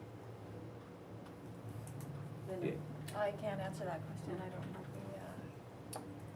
it's the team, it's the joint team, right, between Whistler and us. The joint team, I think that the joint team, from the discussions that I've had, and certainly Bill, correct if I'm wrong, we're surprised at the amount. Through the budget process, and I'm not sure if the initial amount for the special projects, we went through a deliberation process for what that would be like for the emergency program. So I think I don't know that the scope in the RFP has changed, it's just the price tag. Would that be right? Yeah, from what I understand, both Whistler and our emergency program were very surprised at the cost involved. So to be blunt, we underestimated. Okay, but the scope is what we asked Yes, for, that's correct. but our budget was just way too small. So, I think certainly the collaborative piece, I mean, it doesn't make any sense to do a plan like this in isolation, so absolutely on the collaborative piece. But perhaps in your conversations, speak to our challenge with understanding why it is just exponentially different. Where is all that massive amount of information and analysis that was done for the Olympics, which certainly had even bigger numbers than what is usually in the corridor today. So I'm just a little bit not understanding why that information hasn't created a good amount of data and evaluation that can't be sort of plugged into the scenario, because they literally had every evacuation scenario already done up. So where's that information, and why, does the province own it, does VANOC own it, but why wouldn't we be able to access that information? And I think there's a discussion to be had about, is it a 50-50 partnership on this? Certainly, we're looking at the highway, the demand is predominantly Whistler driven on any given day. So, and maybe that could be argued, I don't know, but, you know, they certainly have, their budget is twice our budget. So from a 50-50 point of view, particularly if we're going from $50,000 to, you know, that's almost a half percentage point tax increase, $100,000. So it's significant for us. So I think maybe in those conversations, you know, touch on those things with Whistler, but we have to do it collaboratively, and it shouldn't just be Whistler and Squamish, although I think we're gonna do the heavy lifting on it, but this involves the whole SLRD as well, and maybe there's a funding opportunity there too. Doug? Yeah, I agree with on the collaboration, although 50-50 may be the appropriate number, especially given that's the way we started out. We don't have to make final budget decisions until early in the spring. So for the time being, from my perspective as one of the councillors, I would entertain a discussion at least on what we think the number might be if there were no grants. Obviously, if we get grant information earlier, we can then just amend the figure we're talking about in the budget. But it does concern me, and to Councillor Elliott's point, I mean, you start off with a scope which you think is $30,000, and it comes in at $250,000, and so I think we have to also go back and have a look at the RFP and the scope, and whether we're getting for $250 more than what we asked for. Is it really necessary? For example, is there a $100,000 model that would give us what we really want? I think we also need to have a little bit of a discussion around that, and so I think the next time I look at this, I would like a little bit more information about that from Alexis, and just make sure that we're not sort of going into some other area, or can we whittle it back a little bit and still have something that's useful? That to me is the bottom line. It has to be useful, or it's why bother spending anything. So I think I'd also like to see something around that. I would echo that. Well, that's something, that's kind of what I was gonna say, but I would also like to see the costs if it wasn't a collaborative approach. Just so that we have that number. Same cost, right? Might be. Councillor Layton? Yeah, I concur with my colleagues that we should do it collaboratively. But the one thing I'm curious about in terms of the province trying to use us as a bit of a template is that might come at a higher price tag. So if the province is willing to fund what that looks like to design the template for the rest of the province, happy to do that. But if we can move ahead with a much lower, like this is just a plan for the sea to sky, and the price tag then looks like this, because we're not trying to design something that could be used for the province, I think we have to be mindful of that, right? We set out to design an evacuation plan for Squamish and Whistler. That's what we need. The province has greater hopes for us, that's fine, but they should cough up the money sooner rather than later. No, I agree. And then certainly we would only look at the provincial approach if they were funding the vast majority of it. So. Okay, Sorry, can I? yeah. I guess I've certainly, heard from council to want to continue the collaborative approach. And then my feedback back to my counterpart at RMOW, so it can inform their report to council. Kind of seeking some guidance on what I can say. We can't commit to a budget without seeing a written report in front of us and an actual budget deliberation in context of all the other priorities we have. So you can't give them a number on the budget.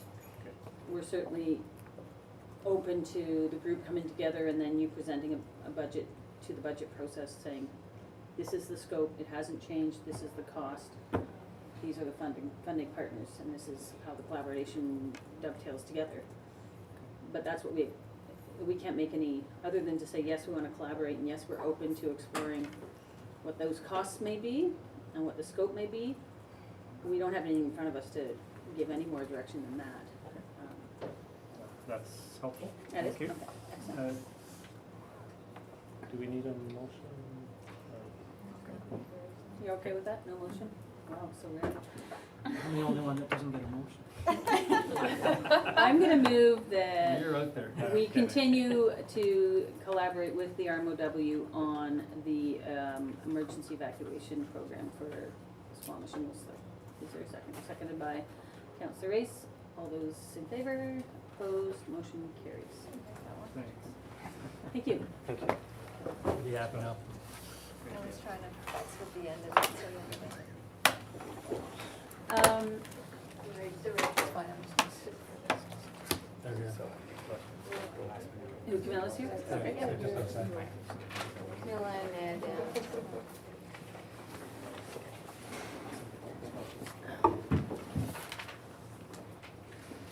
Thanks, come and have a seat at the table.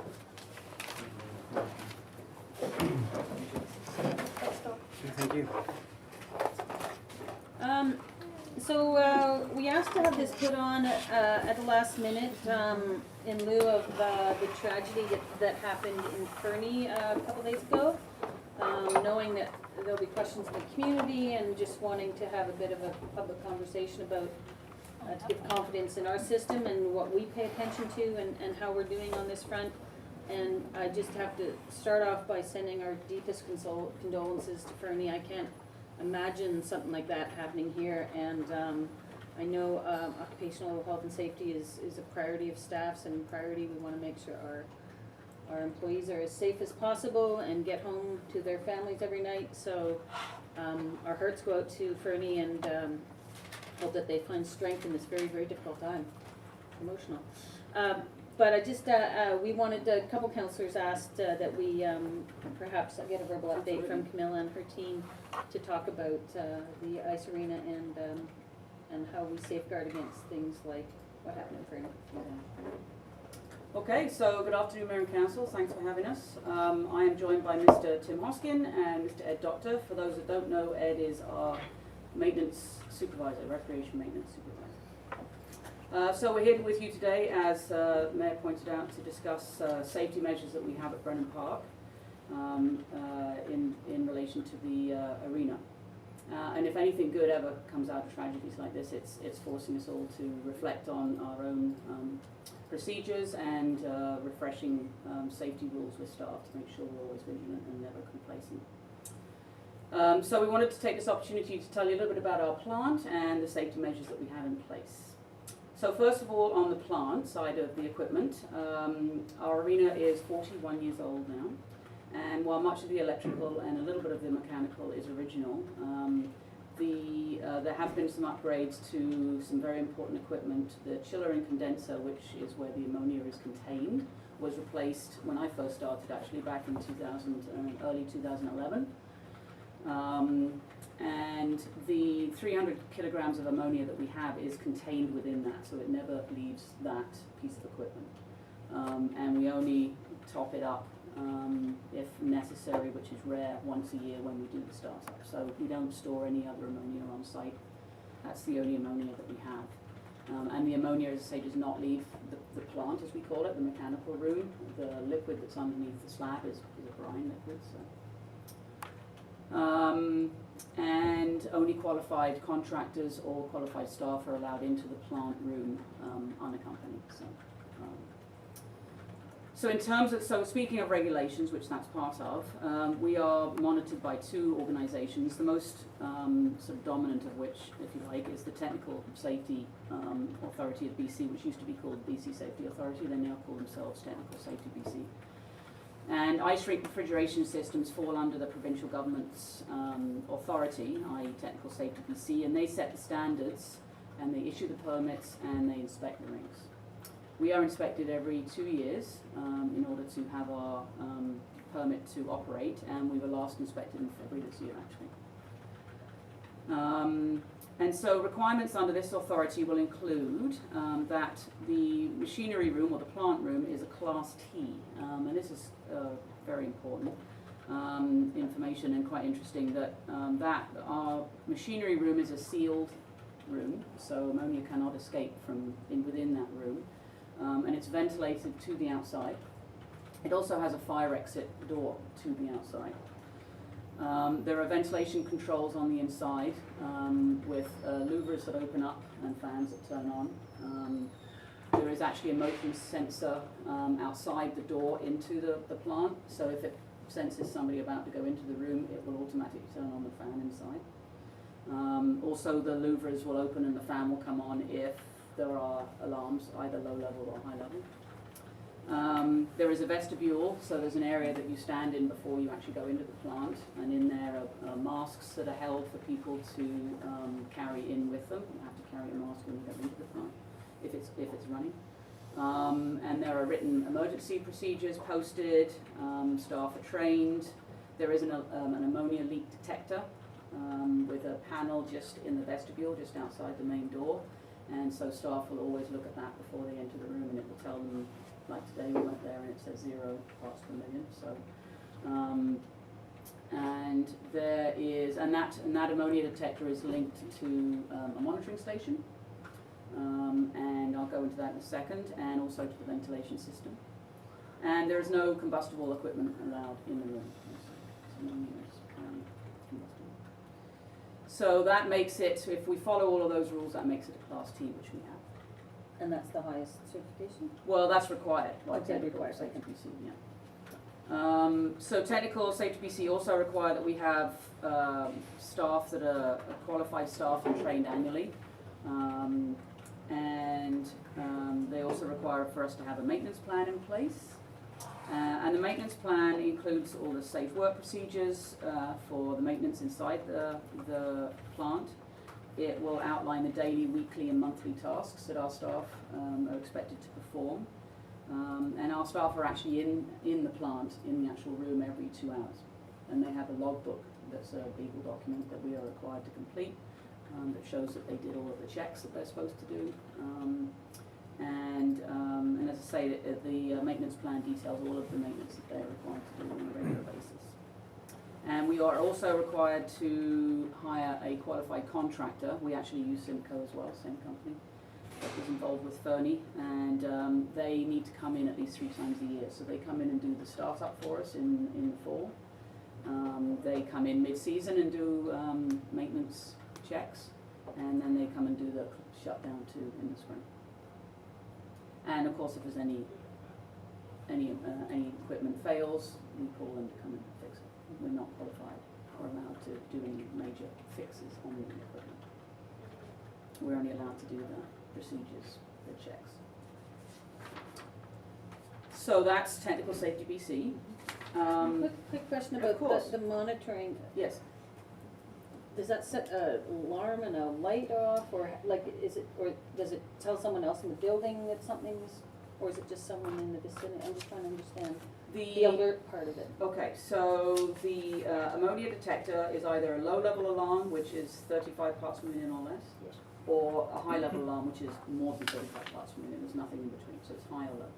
In the case of a low-level alarm, the monitoring station is immediately called, and the monitoring station, being Black Tusk Fire and Security, will call the front desk because they're a lot easier to get hold of than a maintenance member of staff on a cell phone.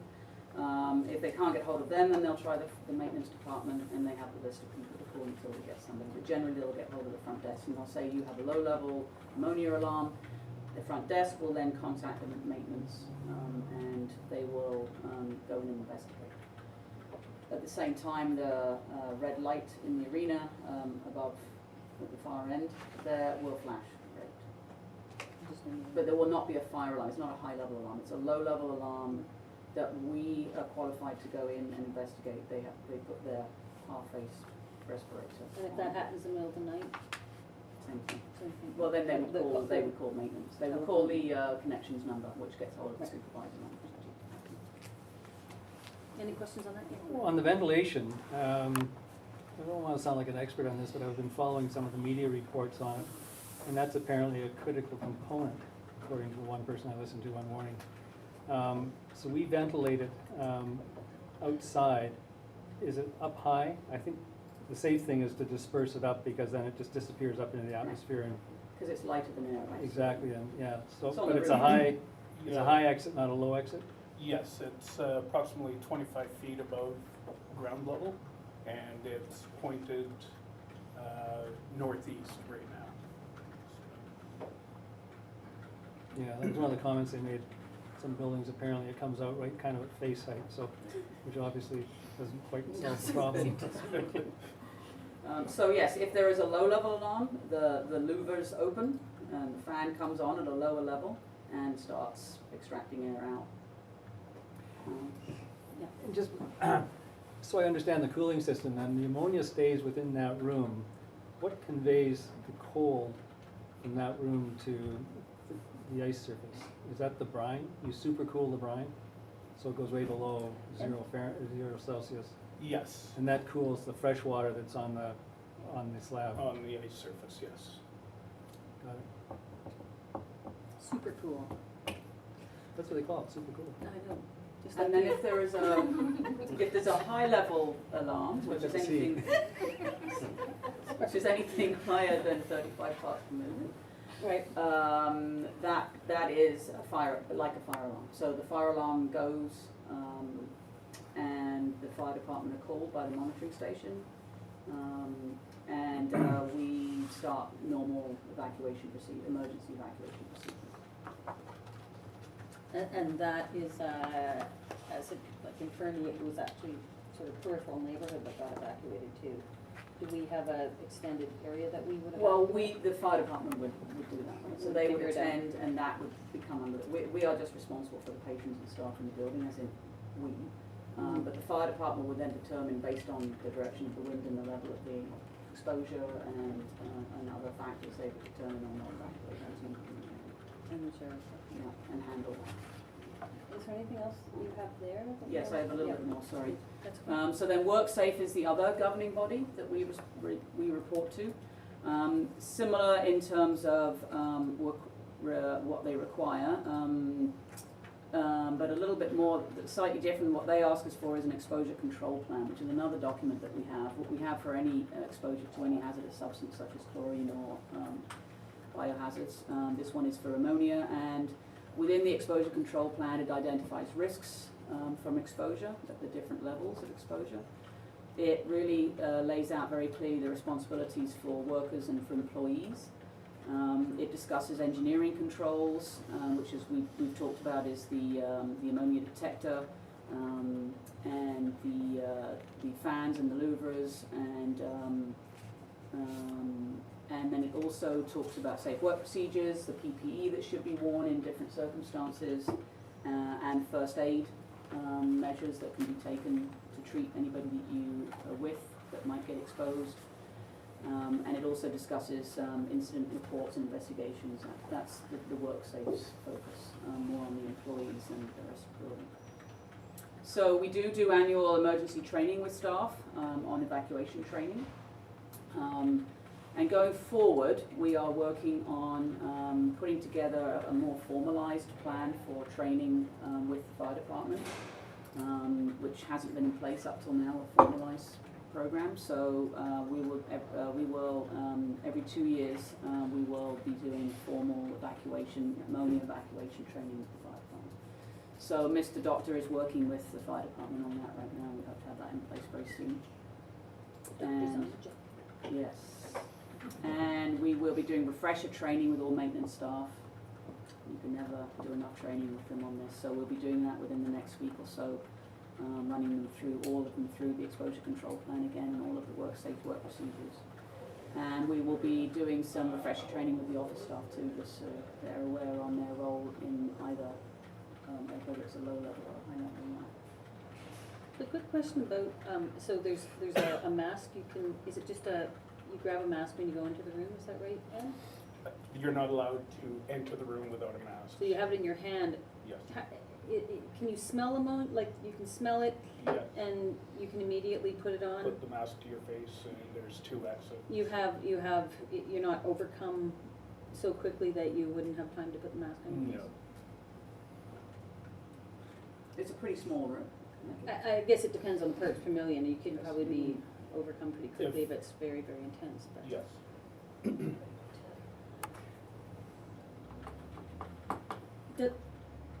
Well, I've got another question, yeah. Are there any practical alternatives to this? If we were building a new rink today, is that necessarily the choice that we would choose, another similar system? There are alternatives, especially if you're building a new rink. There are some good alternatives, such as there's a geothermal system that we've just been reading a little bit about actually, and there are some rinks in Canada that use a geothermal system. It's not something you can retrofit an old building with, but you can certainly explore it for a new rink. Yeah, absolutely. So that's something that Mr. Hoskin will be looking at for a potential new rink. Yes.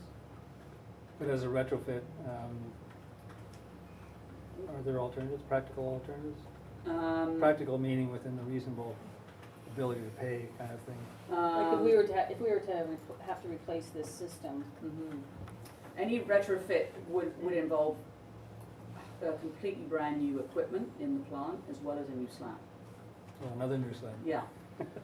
If I could add to that, there isn't a perfect alternative that's been determined. If Freon, for example, is probably the other most common. Which is, I'm sorry?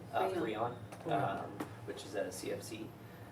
Unfortunately, it has severe environmental impacts and has been banned in many jurisdictions.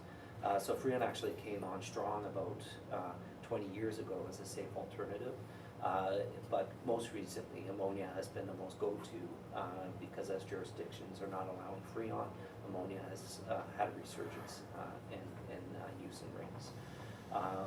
So it's not one or the other.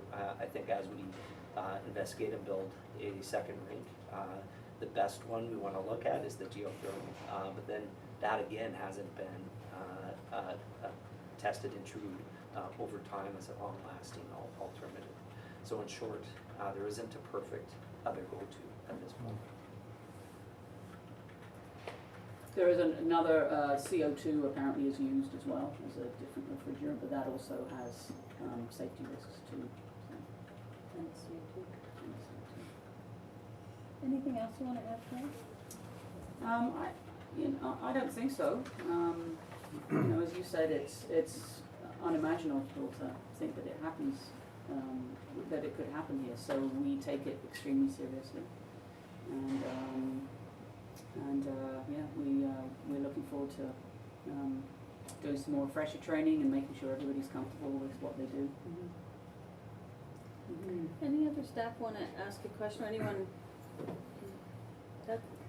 Well, I was just going to say thank you for this because I was one of the people that started to wonder, what do we have, and I guess as usual, you guys are way ahead of me on this, but so thank you very much for that because this is sort of reassuring, at least for me, to know we're way into it like that. Thank you. And as you said, if there's one tiny bit of purposefulness in all this, is that it makes us more careful, more introspective, more aware, more now, and make sure we're doing things as safely as possible. There's unfortunately always lessons to be learned in these situations, and so I appreciate all the work that's gone in, and thank you very much. Yeah, go ahead. Will WorkSafe provide a report out when they're done their investigation in Fergus so that we learn from what happened there? Because that's the big mystery, is we don't really know what happened, but we should all learn from what happened there. No, and hopefully they'll be able to determine from what they find in there what did happen. I think WorkSafe have got 10 people on site right now actually looking. WorkSafe and Technical Safety PC will be in there as well. So we are anticipating reports coming out. It could be months though before we see anything. But absolutely, and there could well be some changes and recommendations that come out of that, depending on what they find. So we may well be implementing new changes, stricter rules. We're not sure yet. So yes, everybody will be waiting for that to come out. How frequent would be a low-level ammonia leak? Do they happen a couple times a year? Or? Very infrequently here. I actually have maybe responded to 10 in the past 5 years, and a few of those have been just alarm errors.